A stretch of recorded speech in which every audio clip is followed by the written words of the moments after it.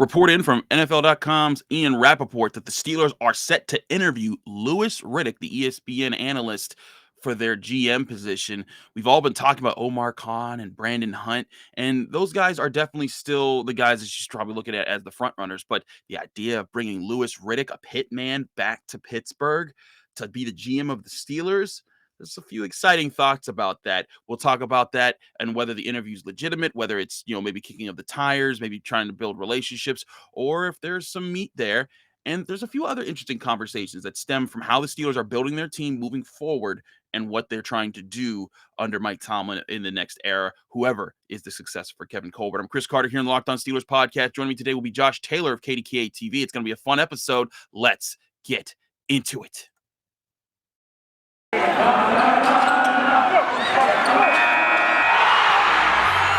are Locked On Steelers, your daily Pittsburgh Steelers podcast, part of the Locked On Podcast Network, your team every day.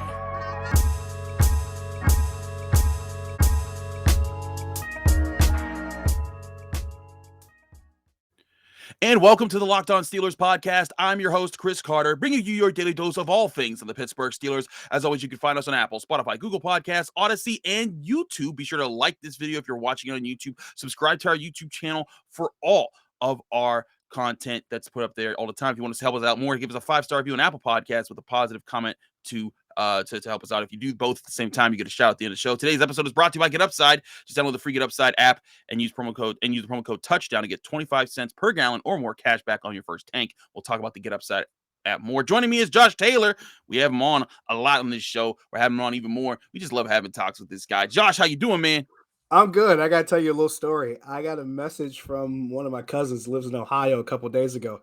He's like, yeah, I'm on YouTube just looking at stuff about the Steelers and whose face shows up on a thumbnail but yours on Locked On Steelers podcast. I was like, yeah, that's Carter. That's my dude, man. We talk all the time. He's like, oh, he's like, yeah, that was good stuff. I think it was the very last episode we did. So, yeah, we're clearly we're finding some people. It's the fun thing when people stumble on you by accident. So, hey, man, good to be back. Shout out to your cousin, because that's always dope when What's people up, Joey? see us doing our thing. So hopefully, Joey, you're watching this too. But Josh, let's talk about the news of the day. Early Tuesday morning, the Steelers. It was reported from Ian Rappaport of the NFL saying that the Steelers are set to interview Louis Riddick. And we all know Louis Riddick. If you've loved football, you've heard his name a lot. He's given a lot of analysis on ESPN. He's been a guy who's been a voice there for some time. And some people might know that, that he has considerable experience in the front offices and personnel. But for those who don't, he does. He spent 4 years from 2010 to 2013 being the director of pro personnel for the Eagles. He was an assistant for a year there up to that position. He was a scout for a year before that. He was also the director of pro personnel for the Washington football team with the former teammates, of course, there. And that was from 2005 to 2007 that he was their director of pro personnel, and as well as being a scout for the 4 years before that. So this guy had extensive experience stemming over 14 seasons, working in front offices, working in scouting departments, trying to build up rosters, Josh. And then he went to ESPN, and he became one of the more recognizable faces there when it came to talking about football. And he's doing Monday Night Football, and he's also a pit man. He went to the University of Pittsburgh, played safety there, developed a really good reputation there, and still has ties to the program. In fact, he did like a big promo video for them a year or two ago that was really cool. But you see this development that he's being interviewed here, and we've all been talking about Brandon Hunt and who's going to be the successor to Kevin Colbert. How much meat do you think is on the bone of this actual interview? That, like, if Louis Riddick comes in, impresses Mr. Rooney and impresses Mike Tomlin, and everyone's looking around and says, let's just make this happen. Is this something that's very likely, or something that you think is maybe so? No, I think there's a lot of meat on this bone. I think there's a lot to draw from here. And well, and for several reasons, but the main ones, number one, this is a guy that has a lot of ties to this organization, whether direct or indirect. Yes, he's a pit man, so he understands the city of Pittsburgh. That's enough to be said there. He's got another direct tie. His cousin was the former defensive coordinator here. Tim Lewis was the defensive coordinator in between the tenures of Dick LeBeau. Dick LeBeau head coach of Cincinnati, and then Dick LeBeau. There was that brief period in the early 2000s. During that little gap there in the middle, that was Tim Lewis. He was the defensive coordinator. And you can make the argument that those defenses were very, very different, and you're not wrong. But for reference's sake, yeah, he has ties to this organization.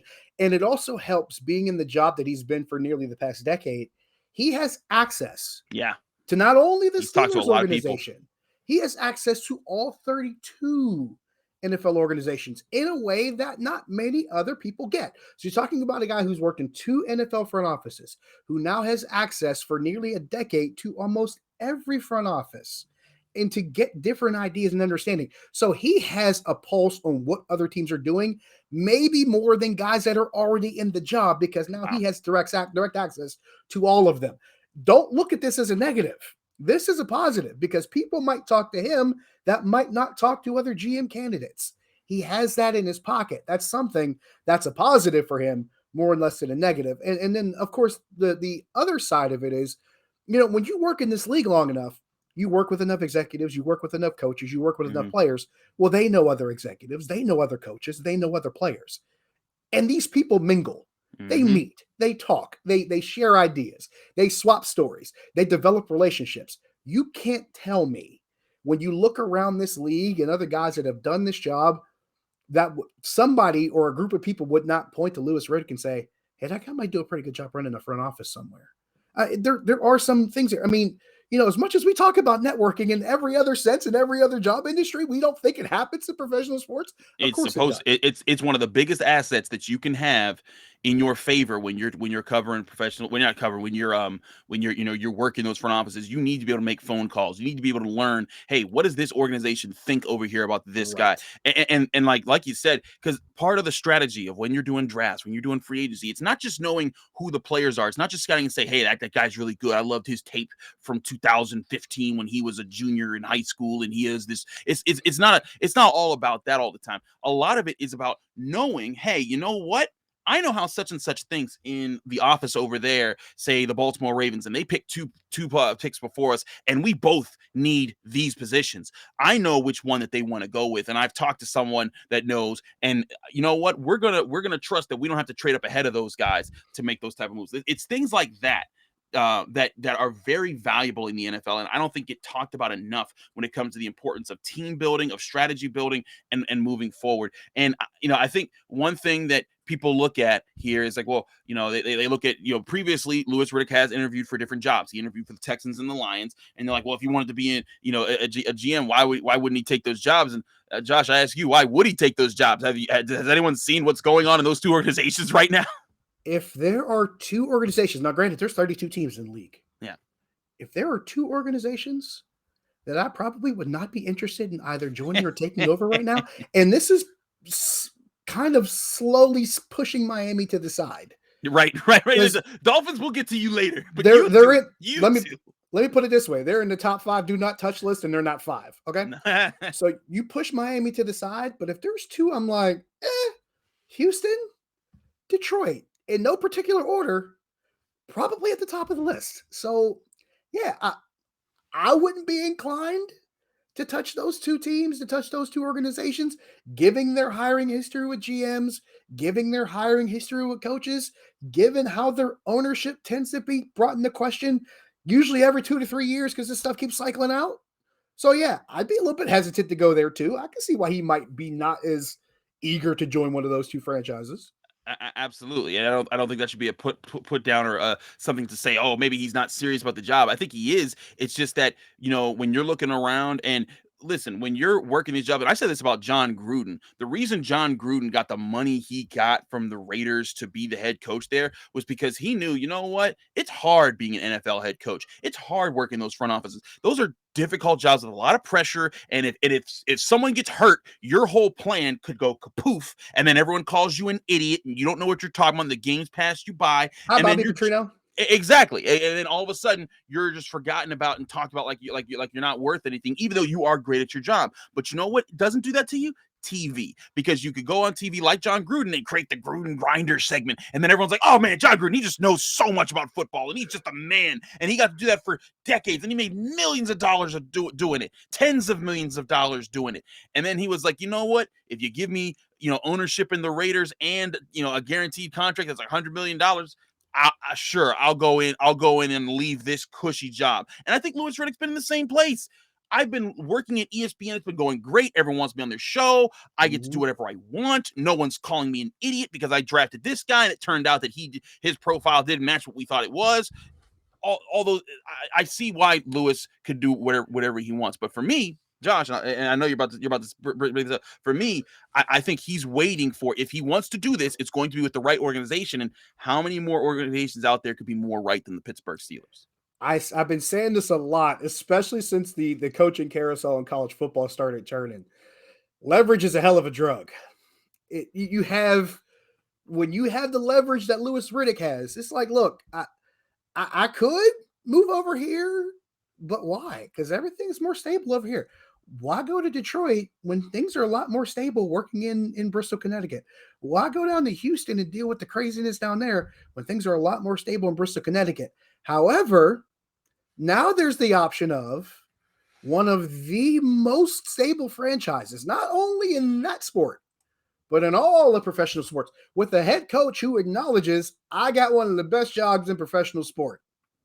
So yeah, when that team comes calling, you pick up the phone, you hear what they have to say, because that is a rare opportunity, not to mention the fact the guy on the way out the door is going to finish 21 and a half years with that organization. That's pretty good security. That's really good job security. So it's an entirely different dynamic. It is the exact opposite of the previous two organizations we just discussed. So yeah, if I'm Louis Riddick, I'm waiting for the right opportunity. Just like you said with John Gruden, you're waiting for the right opportunity. You are in that situation. You are a hunter with one bullet. You are waiting for a clean shot, and this is about as clean as it comes. I'm sorry. If I get to choose between waiting for the Raiders and waiting for the Steelers, I'm waiting for the Steelers too. Exactly. I'm waiting for the Steelers over maybe all but two or three other franchises, if any other franchise. If any, and that's the thing. And that's and one again, of the first ones you're going to answer the phone for. And again, this is the most freedom you've probably had as a GM to build a roster for the Steelers you've had in 18 years since they drafted Ben. Because since they've had Ben, it's like, you know who your franchise quarterback is. Now you just kind of build the pieces around him. And now you can be the guy that maybe finds the next great Steelers quarterback. And if you do, you're beloved, you're Hall of Fame. I mean, Kevin Colbert, he's going to the Hall of Fame. That's just what's going to happen there. And if you can do that for the Steelers and set up another run for a storied organization to get at least one more Super Bowl, shoo, you write your ticket. Added bonus, you might have possibly the biggest amount of cap space this team has seen in the modern salary cap era.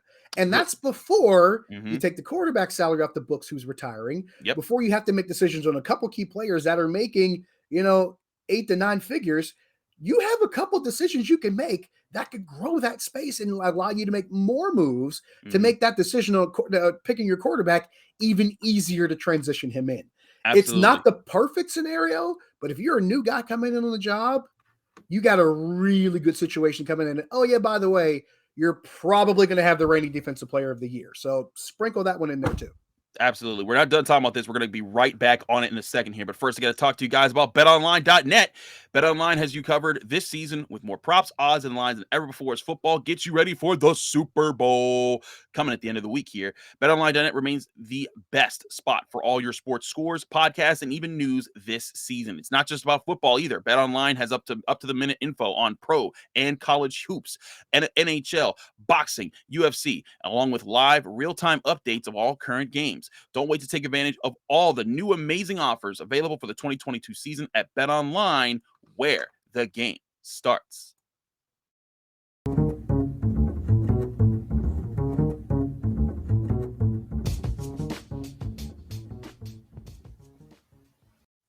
Back here on the Locked On Steelers podcast, I'm Chris Carter. He's Josh Taylor. We're talking about Louis Riddick and the potential of the Steelers adding him.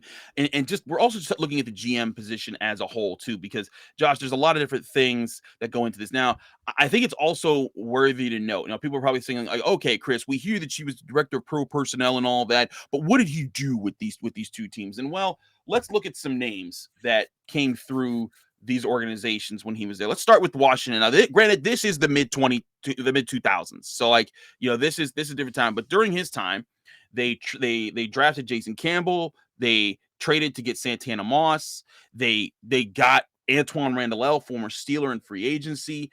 They got London Fletcher, LaRon Landry. They drafted him. Okay, so like that's cool, but really to me, what I'm most impressed with some of the work that's been done in building rosters with Louis Riddick was that early 2010s Eagles roster that kind of flipped what was happening in the late 2000s. Because remember, the 2008 Eagles, that was supposed to be the year. They had Terrell Owens, they had Donovan McNabb, they had everybody. This was supposed to be the year they were going to run. Not Terrell Owens. Excuse me, but they had Donovan McNabb. They went and brought people in. They were supposed to run the table that year, and they fell in the NFC Championship to Larry Fitzgerald and the Arizona Cardinals. But in 2010, they started to reload, and then you saw them come back into it. And I just remember those early 2010 teams with LaShawn McCoy, with Deshaun Jackson, who was drafted when Louis Riddick was there. They went and they signed Michael Vick. That changed everything. They went and they signed Asante Samuel. That changed everything. They drafted Jeremy Maclin. They traded to get Jason Peters. They went and drafted Brandon Graham, who's still playing there. They went and drafted Fletcher Cox. And to me, this was the year, was 2012. This was the year that Louis Riddick was in his bag. Fletcher Cox, Michael Kendricks, Vinnie Curry, Nick Foles as your first 4 picks of that draft. My goodness, did you knock it out? And even though Nick Foles had to leave to come back to win a Super Bowl, you still were the guy that brought him into the league and said he was going to be the dude. And that's the thing. And then the year after that, by the way, right before he left, drafts Lane Johnson and Zach Ertz in back-to-back picks. And by the way, Jordan Poyer as a 7th round pick who's killing it for the Bills right now. That's a pretty good resume, Josh. That's pretty crazy. And here's a note on Nick Foles that people either forget or don't like to talk about. After Andy Reid left, Chip Kelly came in. Chip Kelly made Nick Foles a Pro Bowler. That's true. Nick Foles put up numbers with Chip Kelly. And like we keep trying to push Nick Foles to the side. Nick Foles has actually done some decent things here. So the fact that he brought Foles in at the time that he did, and you got through that first couple picks, and like my brain stopped after Fletcher Cox. Yeah. I mean, right there. Boom. I don't think people really realize how good Fletcher Cox was, A, at Mississippi State, and then B, in Philadelphia. Like, he was already good in college, and he went to Philadelphia, and he became really good. So he was one of the baddest dudes around. He was a bad man. And there's something to be said. Here's what's weird, because other people say, oh, well, he said the one draft about this guy wasn't that good. Okay, fine. Like, draft analysts are wrong about stuff every year. You get enough at bat, you're going to miss a few.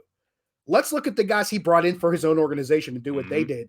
And I don't know if we talked about this one. I don't remember being on the list of guys that we saw when he was in Philly. He also traded for Clinton Portis. So there's that too. I forgot about that. Yeah. Redskins traded for Clinton Portis. That's another one. There's a list of guys that came in that organization in Washington. And the guys he brought in were good. The players they brought in, the trades, the free agents, those guys were all good. There's another part of this, though, that I think people don't really look at because maybe they don't remember. The coaches he worked with. He worked with Andy Reid in Philly. You talked about it. Donovan McNabb trying to reload that team. He was with Andy Reid in Philly. He was with Joe Gibbs in Washington before that. Like the return of Joe Gibbs, whom I esteem, by the way, to be one of the top 5 coaches of all time. Joe Gibbs won multiple Super Bowls without a Hall of Fame quarterback. Like, we leave that part out. Joe Gibbs was a damn good coach. And I want to say that 3 years when he was in charge there, they made the playoffs twice under Joe Gibbs. Like, they were a really talented team that could run the ball, that had speed, that had physical defense. They had a lot of things going for them with those Washington teams. But the thing that sticks out the most, that should at least, or at least one of the things that should stick out the most, he worked with 2 really good coaches, Andy Reid, Joe Gibbs. We're talking all-time coaches here. These are guys that are on a lot of people's lists as far as top coaches ever. So now let's sweeten this picture a little bit. Now you get a chance to work with Mike Tomlin, who's a guy who's on his way to wearing a gold jacket, whether you want to admit it or not, whether you like it or not, no matter how many ways you can try to shape it to make it fit your own narrative, Mike Tomlin is going to be wearing a gold jacket someday. Get used to it now. And now Louis Riddick has a chance to work with that guy after working with Joe Gibbs, after working with Andy Reid. Kind of hard to turn that opportunity down if you have it in front of you. There's a lot of meat on, like I said, a lot of meat on that bone with Louis Riddick here. Now, absolutely. I think it's important, not to just throw these guys aside.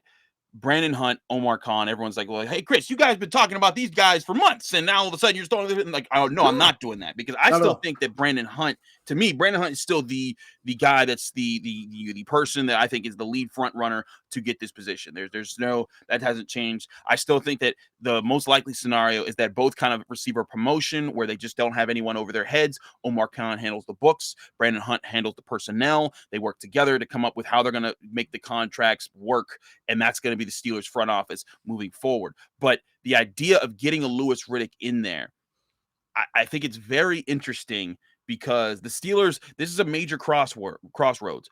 Like you just said, this is 21 and a half years or 22 years, however long it's been, over 2 decades of Kevin Colbert.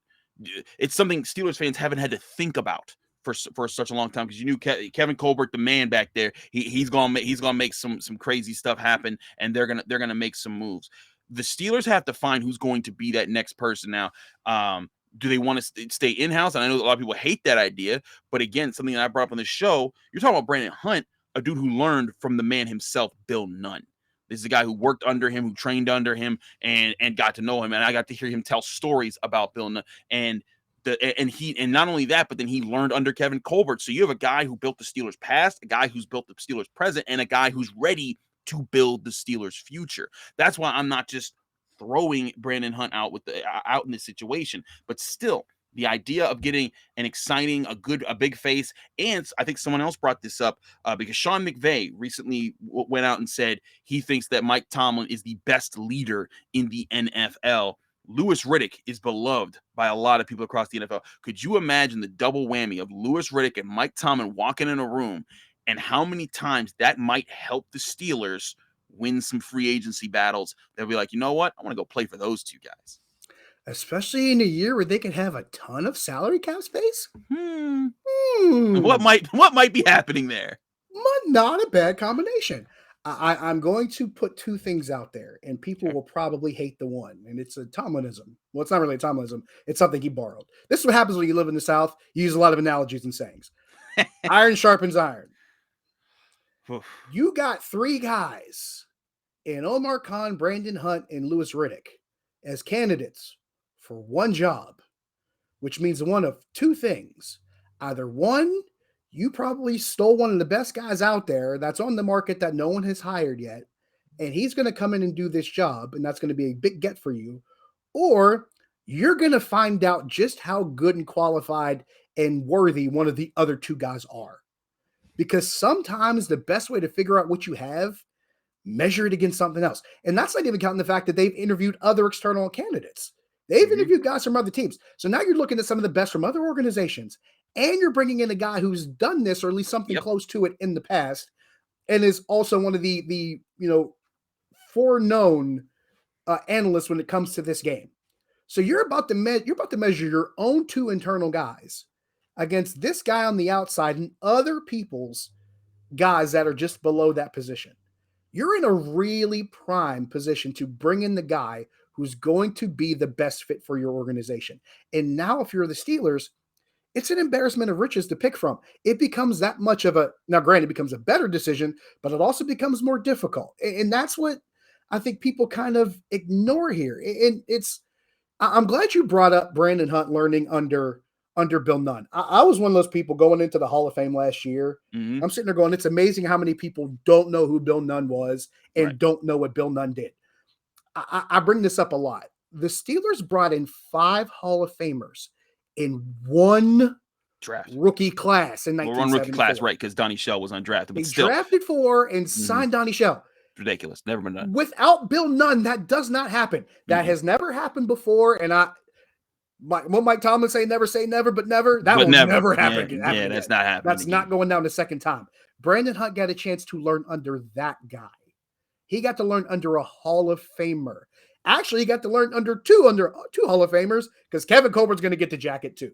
So here's the crazy part. Here's the second thing I'm going to bring up that people also aren't going to like. Stop telling me that Mike Tomlin doesn't have a coaching tree on one hand, and then you don't want the team to do things internally on the other hand. Because if you have a coaching tree, you know what that means? That means you've done something well internally. So if you've done something well internally on the management side of things, and we just talked about this, Brandon Hunt working under Kevin Colbert and working under Bill Nunn, why wouldn't you want the guy that's learned those things from those guys? So it brings it right back. How prepared is Brandon Hunt? How does he measure up against this guy? How does he measure up against this guy? How does he measure up against this guy who's worked in front offices for a while and worked with a couple of really good coaches that are also, one is a Hall of Famer and one is going to be? Yeah. How does he measure up against this guy? It makes perfect sense to me. But there is also a third element to this that is kind of maybe the pipe dream for me. I'll admit it might be a little bit pie in the sky, but it doesn't necessarily mean it's the wrong thing. You're talking about Omar Khan, who handles the books and the money aspect on the one side. He's one of the best in the league at doing it, and this cannot be disputed. Then you have Brandon Hunt on the other side, who has studied under this front office and the guys that have been a part of it over decades. We're spanning back, half a century here as far as the knowledge that he's gained. What if you have a situation where neither of those guys are ready to be the top guy yet? And now you have a guy in Louis Riddick, who's 52 years old, by the way. Mm-hmm. So, he's not necessarily young. He's older than Mike Tomlin. Louis Riddick comes in with the experience he has, and now you set a really nice crown jewel on top of it. Mm-hmm. And now you got three guys who are all really good at what they do, working in an organization with the coach who, like you said, is very respected around the league and is very respected among players. Now, granted, small sample size, but the Athletic did that poll among players at the Pro Bowl. Who would they want to play for? Who was the guy that played the most players said? Mike Tomlin. So that's something that sticks out. So now you have this situation where you could have a really loaded front office. Now, like I said, this is one of those things that maybe everything has to fall into place and the planets have to align. But could you imagine a front office with Louis Riddick, Brandon Hunt, and Omar Khan in it? With Mike Tomlin coaching this team? That's a front office that a lot of people are going to look at and say, hey, these guys know what they're doing. And in a situation where, maybe one guy's not ready to actually move to that top role yet, and maybe part of this for Louis Riddick is a name only. Part of it may be having some actual responsibility where maybe he oversees the other two. But now you're talking about a really synergistic picture that also, by the way, in a super twist of irony, fulfills the spirit of the rule that was created by the team's former owner, which also just, puts a nice little bow in it. I'm not saying it's going to happen. I'm not saying it's I'm expecting it. But if that's your third option, it's a really good third option. It's a really, it's a really good option. Also, it's worthy to say that Art Rooney talked about Brandon Hunt before, and he said we trained him. Kevin trained him. He knows the Steelers way, but he spent time in Houston, so it's not like he hasn't been outside these walls. I think that it was same thing with Kevin Colbert. He was in Detroit. Exactly. So he's well rounded. He's not just a guy, and he's been moved on through the years. He's taken on additional responsibilities. He's handled them well. I think Brandon is someone that has the kind of experience we've been looking for. He's a good candidate. Now, I want to keep talking about this because we're not done, and I want to compare it to some older notes about the Pittsburgh Steelers that I think ties into this conversation. So we'll do all that in just a second here. But first, we got to talk to you guys about Built Bar. Built Bar is close to protein bar that tastes like a candy bar. It's that time of the year again where you're pretty much giving up on the New Year's resolution because you can't eat right. Well, one thing that helps with that, eating something that tastes good but also helps you eat right, and that's Built Bar. That's why they come into play. Have you tried the new Puffs flavors that Built Bar offers? If you haven't, you're missing out on one of the Built Bar's best tasting bars. Puffs are the first ever protein infused marshmallow. They're fluffy, they're marshmallowy, and they're not just a protein bar, they're a treat, and they're covered in 100% real chocolate. Puffs are a fan favorite with some incredible flavors: yummy cinnamony churro, coconut marshmallow, banana cream pie. They're all so good, and you can go and find your new favorite. All Built Bars are covered in 100% real chocolate. Yes, the Puffs included, and 100% real chocolate does taste awesome, especially when it's low in calories but high in protein. The Built Bars bring 130 calories, 4 grams of sugar, 4 net carbs, and 17 grams of protein compared to the average candy bar that's 240 calories, 30 grams of sugar, and dozens of net carbs. And there's so many flavors to choose from, between coconut brownie, peanut butter brownie, all the different flavors, mint brownie, salted caramel, cookies and cream. You go to built.com right now. You'll find your favorite flavor by going to built.com, and you get 15% off your next order by using Locked15. That's LOCKED 15, Locked15. You'll get 15% off your next order of Built Bars at built.com. We're also brought to you by Get Upside. As I was talking about at the top of the show, Get Upside is the incredible app everyone who buys gas needs to know about. Get Upside, my listeners are getting cash back for every gallon of gas that they fill up every time they're at the pump. Just download the free Get Upside app at the App Store or Google Play right now and use promo code TOUCHDOWN. Get 25 cents per gallon or more on your first fill up. And that's going to be cash back. Don't pay full price at the pump anymore. Get cash back using Get Upside. Just download the app for free and use promo code TOUCHDOWN for 25 cents per gallon or more on your first tank. Some people who drive a lot are making as much as $200 or $300 a year, and there's no catch. The cash back gets added right to your account. You can cash out anytime to your bank account, PayPal, or an e-gift card for Amazon and other brands. Download the free Get Upside app and use promo code TOUCHDOWN to get 25 cents per gallon or more cash back on your first tank. That's promo code TOUCHDOWN on the Get Upside app. Now, back-to-back ad reads means we keep it rolling here, Josh.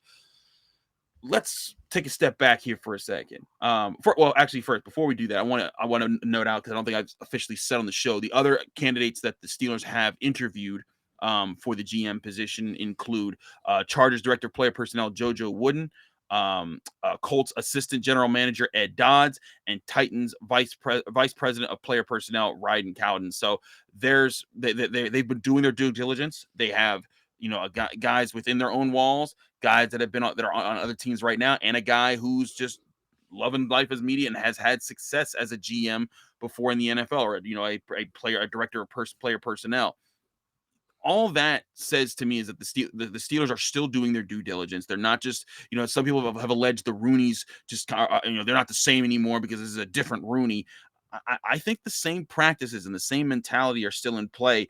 And I think looking back, it's funny, when Kevin Colbert got hired, he took over for Tom Donahue, and it was sort of that perfect mix between the picks, because people think that, Kevin, when they talk about, Tomlin inherited Cowder's players. Well, wait a second. If we're talking about that, who did Colbert inherit? Because he inherited some pretty good dogs and then added on some really good pieces to those dogs. And he was able to bring in Troy Polamalu. He was able to get Ben Roethlisberger and some guys like that. But Joey Porter, Alan Faneca, Hines Ward, all those guys, they were there and they built the core that was the Pittsburgh Steelers. And again, I'm not downplaying Kevin Colbert, but I think that there's continuity within the Steelers organization, and this is why I always bring it up. Their history does matter. It's so funny to hear people talk about, first of all, they'll tell you, oh, well, things are different because it's not the same Rooney running the team as it was before. But then something else happens. Oh, well, they do the same things all the time. They need to do something different. People change. Make sure your messaging fits. Make things match, because the stuff you're saying doesn't match. But I think you bring up a really good point. There was a time when Tom Donahoe was considered one of the best personnel guys in the entire league. Mm-hmm. And he did it for more than one team.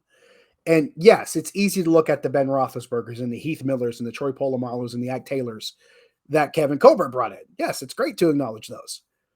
But then there's a guy like Alan Faneca, who's a Hall of Fame lineman that Tom Donahoe found with the first-round pick. And then Hines Ward he found in the third round. Deshae Townsend he found in the fourth round, who was a part of a couple of Super Bowl teams. Dick LeBeau called him one of the smartest players he ever coached. Deshae Townsend is one of those guys that's just like, I don't know if they do everything they did without Deshae Townsend. I don't know if this team did everything they did without Joey Porter. I don't know if this team did everything they did without Aaron Smith, who was a really good late-round pick. Yes, they found some studs in late rounds. And this is one of those things that you and I talked about. For as much as you could talk about Kevin Colbert nailing some of those early picks, Tom Donahoe nailed some of those mid-round and late-round picks that really helped shape this roster and turned it into what it turned into. And then we forget, hey, remember that draft day trade that Tom Donahoe made for Jerome Bettis? Yeah. Which became a Hall of Fame career after he came to Pittsburgh? Because I don't know. It was a Hall of Fame career before he came here. But by the time he was done here, it turned into a Hall of Fame career. That was a Tom Donahoe move. So there's a lot of things that come into play here. And, there's different guys that you look at and say, hey, wait a minute. All these guys were part of these teams, and both of these GMs were part of that. Just like in the 70s, you saw that team and how it was built with the, double-digit number of Hall of Famers. That was the work Dan Rooney did. That was the work that Bill Nunn did. You had a lot of people working together, and that same ethos permeated throughout the organization, and it's been that way, and I'm going to say this again, for half a century. That's not an accident. It's not a coincidence. It's not a mistake. There's some things here. There's some general premises here. There's some, key factors and key, what's the word I'm looking for? Key values and an ethos here that still carries forward. You have to keep all of that in mind when you're trying to understand everything that this franchise has done for the past half century. Yep. When trying to sort all this out. There's a common thread here. There's definitely a common thread, and again, I think the Rooneys are a huge part of that. But it's not just the Rooneys. It's not just one guy at the top. It's continuity that you've seen built through this organization. It's consistency, because no one person can always be, and no one family can just always be perfect all the time. The Steelers aren't perfect, but even maintaining the steadiness that they did, they've built people, they've built positions, they built people, they've had people put around them to make sure, hey, we're going to keep this boat sailing in the right direction. And it's why the Steelers have continued to sail in the right direction for the most time. I think the Steelers have the worst season in the NFL since 1985 or something like that. I think when you look at the last time the Steelers, I think, finished with a high enough pick that was in the top 10 was 2000 with Plaxico Burress. But again, that was number 8. The last time they finished with a pick that was better than that was Tim Worley at 7 of 1989. But still, the 7th overall pick. We're talking about hey, when was the last time they picked 4th? When was the last time they picked in the top 5? You'd have to go back to the teams that set up the 70s to see those type of picks. And a lot of it's because the Steelers, on top of Mike Tomlin, a lot of times I talk about Mike Tomlin, his continuity. He's also benefited from being part of this organization, and that's real. And when you're talking about bringing in a guy like Louis Riddick, this is, like you said, it's not just the idea of bringing in Louis Riddick. It's not just the idea of interviewing these other guys, or just the idea of keeping Brandon Hunt and just making him your guy. It's about putting those all together and seeing, okay, who's going to make the best decisions for this organization in the next coming years, and who wants to be the next guy that is around for 2 decades, setting up draft classes, making big moves. Brandon Hunt's a guy. I actually don't know his age. I tried looking it up real quick. I didn't find it. But he to me, whenever I see him, he's young. He's been around a bit. He was with the team, like you said, and like Mr. Rooney said, he was around in the 2000s. He left, came back in the mid 2010s, and he's been productive, and he's continued to work his way up. I think that all the pieces that they're putting together, unless these guys just say no to them, which would be a surprise. I don't know why anyone would do that. I think the Steelers have put themselves in a really good position to pick who they want to pick to keep building this organization moving forward. You talked about continuity. A big part of that continuity is patience. Yes. That's a large chunk of it. Because you have to be willing to stay the course and say, okay, we know this organization is built on these fundamental things. We know we have this foundation. We know we have this group, and we know what we want to do and how we want to do it.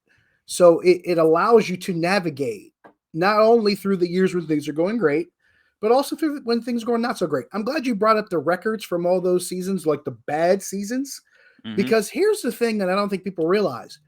A lot of people think that some of the times when this team fell short, that it was just abject failure. I hear people call the 80s the dark days, and I'm like, they made it to the AFC Championship game in 1984. Right. They made it to 2 AFC Championship games, actually taking back 3 AFC Championship games in the 90s and won one. So this is not – and then another one pre-Ben Roethlisberger in 2001 with Cordell Stewart at quarterback. So we're talking about dark ages, and it's not necessarily dark ages as much as it was them being in the hunt every year and it just not happening. Other people like to look at it as failure because they see 6 Lombardi trophies and say, well, if you didn't do it other than these 6 years – then you fail. That means literally the first 30 years of this franchise's existence, or 40 years of this franchise's existence, they were just a failure. So how did they survive 40 years? It's weird if you want to look at it that way. Or you could look at it as, hey, some of this is probably law of averages. You won 4 championships in 6 years. You've already defied logical thinking. You've already beaten the odds in that regard. We talked about it. 5 Hall of Famers in one draft class, double-digit Hall of Famers in a decade. You've already defied the odds there. So you go into the 80s, where a team where you're competitive for the more part of the decade than people think. You go into the 90s where the team is really competitive and is in 3 AFC championship games. You're in 1 AFC championship game in the 80s. A lot of this is law of averages. Like, they could have probably won more in the 90s. Yes, if they won Super Bowl 30, maybe we're looking at Bill Cowher's legacy completely differently. But the fact that he got there twice in that span and got there a couple other times in between, it still says a lot for what this organization has been doing in the interim, even when they haven't been winning Super Bowls. If you were still competitive, if you were still in the hunt, if you were still getting to the doorstep of a Super Bowl that many times, that means you're doing some things right.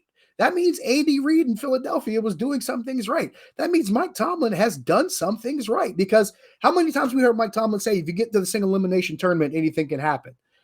That's not just something that people just say. Right. Especially when you do it more often than just about anybody else has, except for one organization. Right. When only 1 out of 31 other organizations has done something more than you in a period of time, guess what?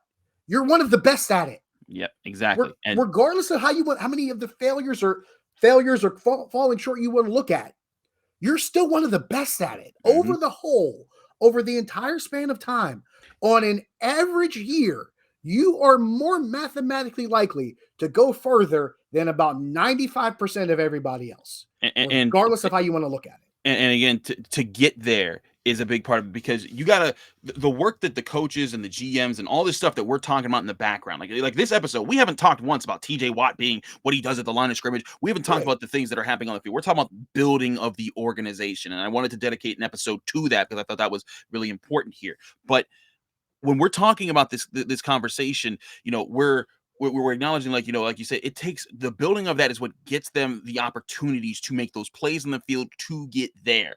Chuck Noll said this all the time whenever they try to credit him. What do you do to make this team really good? He said, it's not me, it's the players, because when they go out on the field, they're the ones winning the games. But you build the environment, you build the opportunities here, and that's what the Steelers have done. And so when you look at oftentimes those failures in the playoffs, it's like, hey, you know what? Did they have a foundation that year? How often have they had the foundation to be good in the playoffs? And it just came down to, you know what, this guy didn't have it this day. And how many times throughout NFL history has that defined, a team where it's like, you know what, this team was really talented, they just didn't have it that day. That's something I think people look at when they bring up, oh, the Steelers haven't won a playoff game in so many years. I look at it and like, look, man, they've had the organization, that part of it, they've built it there. They've been very unfortunate. They've lost the war of attritions where they just lost too many players, guys getting hurt at the wrong times, guys being not good at the right times, and that's been an unfortunate thing. But for so long they were fortunate. I think some of that, it bounces back on you. But again, looking at this situation, looking at the Steelers and their history, I think that it is very important to remember also something to remember about the dark ages of the 80s. There was no free agency back then. Free agency didn't start till 1993. Chuck Noll, if you watch his football life documentary on NFL Network, his wife tells you in that documentary that he came home after winning Super Bowl 14 and said, it's about to be rough because we don't got guys. Everyone's old. We're going to have to do a lot of rebuilding. We're going to need to get bad draft picks, and then we're going to be able to make a push, but it's going to be a long time before we do that. So Chuck Noll saw it coming, and they still were competitive during the 80s. And then in the 90s, they got some of those picks that were really good. The Rod Woodsons and the Demonte Dawson, the guys that were picked in those later part of the 80s when they were bad, and that allowed them to springboard into the 90s when Bill Cowher took over. So again, continuity, staying consistent, and being the organization that they've been. Josh, we're way over time. I know I'm probably going to get I'm probably going to get pinged by Locked On for doing a really long show. It's going to span over like 45 minutes or so. But thank you so much for joining me here. I'm sure we're not done talking about this. When they eventually do make the hire, we'll probably be talking about, what that is. But I wanted to give fans, our insight on how football organizations, how they're run, what they're being done, and, the things that go into them. And you always do a great job when we talk about that. So I thank you. Let people know they can find you, follow you, and get more of your work. Josh Taylor HD. Pretty simple. Facebook, Twitter, Instagram. That's the easiest way to find me.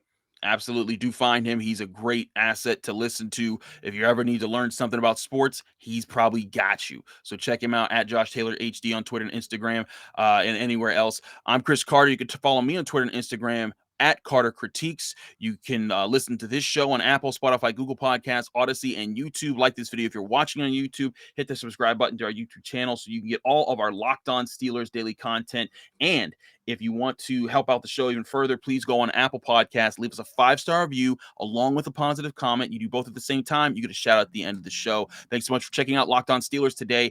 We'll be back in your ears and on your screens tomorrow with more on your Pittsburgh Steelers.